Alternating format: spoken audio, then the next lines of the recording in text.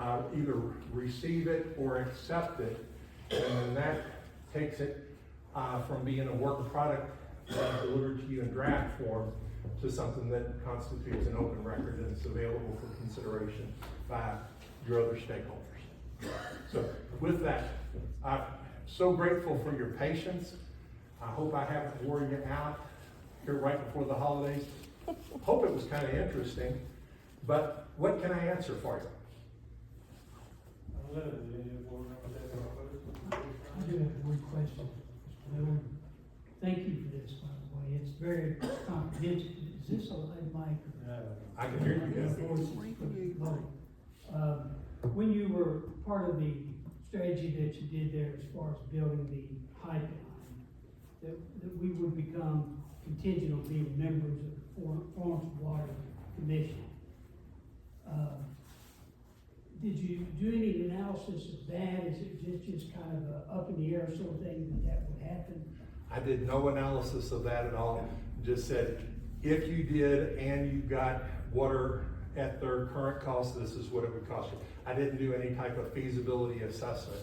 So in that, if that were to happen, my understanding is that there are some construction funds that would be built up in that situation as well. That's not part of this report. That's not part of this analysis. All I said is to build the assets that you will need to build, the engineer's opinion of probable cost is X. Okay. Yep. Thank you. Anybody else have anything? Let me just follow up with what you just said. Two of the most important things that Damon Talley, I'm an attorney that's representing Bullet 10 in front of the Public Service Commission right now. Mr. Miller made these assumptions based on information that was provided. One was build a water treatment plant, and the other was the pipeline, 12 miles or 13 miles of pipeline, something like that. But I think, and to me, as an outsider, it's a coin toss. Assuming the assumptions for the pipeline and assuming the assumptions for the water treatment plant, the approvals and that sort of thing, it's a coin toss to me. But then you guys on the board have got to do due diligence. Can you become a member of Boone Florence Water District? Can Boone Florence provide the water that you're going to need, 2 million a day? I'm not sure exactly what it is, at the point 13 miles from here. And what is their cost, as you said, what is their cost going to be to make the improvements to get it to you? Do they have to build another line underneath the Ohio River to get it to you? And Boone Florence does not have a pipeline, to my knowledge, anywhere close to where your termination or the beginning point of this pipeline is. I think that's correct. So those things that somebody's got to check out. On the other side, building the water treatment plant, got to get the Fish and Wildlife approval to withdraw water. You got to get the Fish and Water approval for the plans and specifications. I'm not sure. I don't even know if it's been submitted or not. It's probably okay. And these engineers here can tell a whole lot more assumptions than I have. So either way, I think you got to do more homework. That's just my opinion, and so forth. But I'll shut up. And we talked about this water pipeline. One thing I think you're going to have to show, and I think it would be misfeasance not to show it, is there's for a less than 3 mile pipeline to Northern Kentucky Water District along existing easements on 25. They considered only what you gave them, but we now have the model where you can take a look at that, plug the less than 3 mile pipeline along 25 to Northern Kentucky Water District, the actual cost from Northern Kentucky Water District, and compare it to anything else. And I think to not do that would be a disservice to every member of the Northern Kentucky Water District. You need to look at that. Or Bullet 10 Water District. I'm sorry, Bullet 10, not Northern, Bullet 10 Water District, no matter what, of which I'm a member.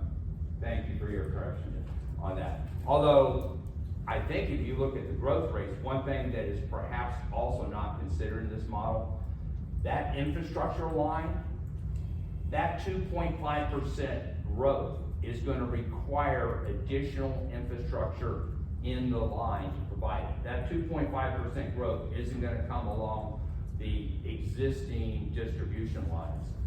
When you bring that pipeline along here, likely to support the 2.5% growth, you're gonna have to build that pipeline anyway through those areas. Down 42, down 14 to here, down 25. Those areas are likely where your 2.5% growth is gonna come, certainly in the near front.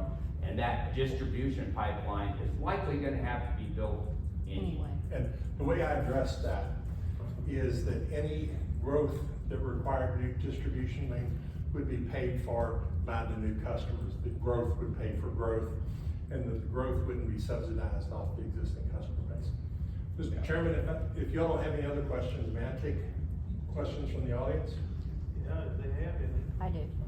Okay, I have one, because you did this study for 2024 analysis, right? At 2024 as the test year. Okay, and then you got to the slide about the Bullet Pin Lake, and you said that that's where everybody was, can you hear me? No, I can hear you. Oh, okay.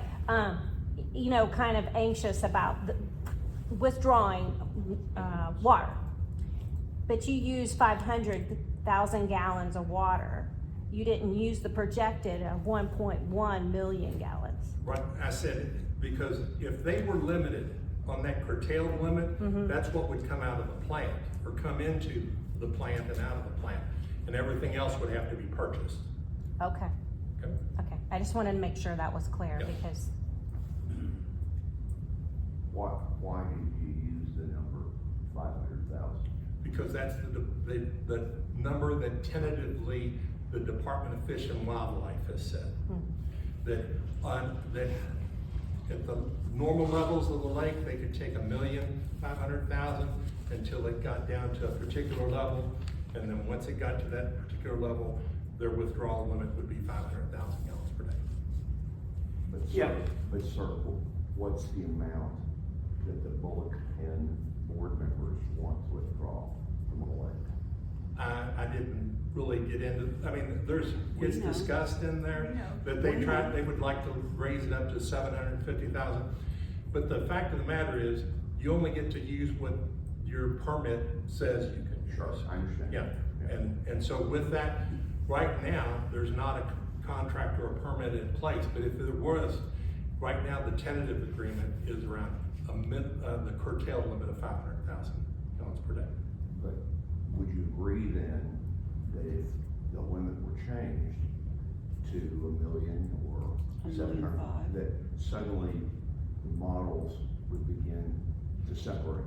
I have not modeled that. That can be put in there, and it literally takes minutes to make that type of thing. Sure. That wasn't one of the sensitivity analysis, because I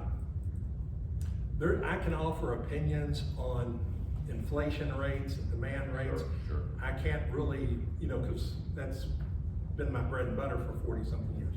Permit limits, I use what they tell me. Right. Okay? Well, when you're a homeowner on the edge of the lake in question, Right. You have certain feelings that may not match up with your charts. Let's talk about that. What I always tell people is in a project like this that you want to influence, it's how do you wrestle that bear?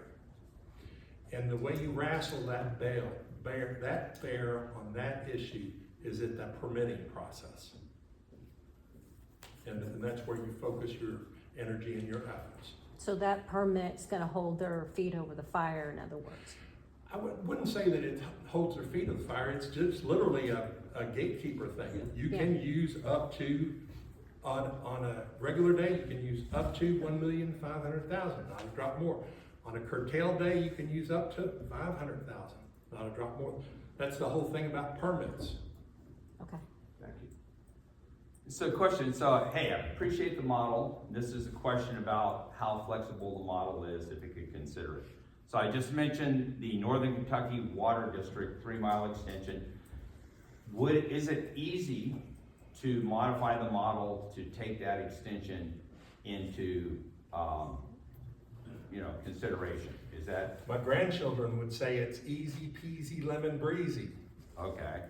Good, I think so. So, second question about the model. Built into the Boone Florence Water Commission rate is the storage cost is built into that. They provide storage costs. And we know with a 2.5% growth, your water storage is gonna be really a factor of the demand. And so, how would we accommodate your model to build in the water storage that would not have to be paid for by Bullock Penn because it's already embedded into Boone Florence Water Commission rates? Can your model consider that? My model can use whatever the opinion of probable cost from the engineer says.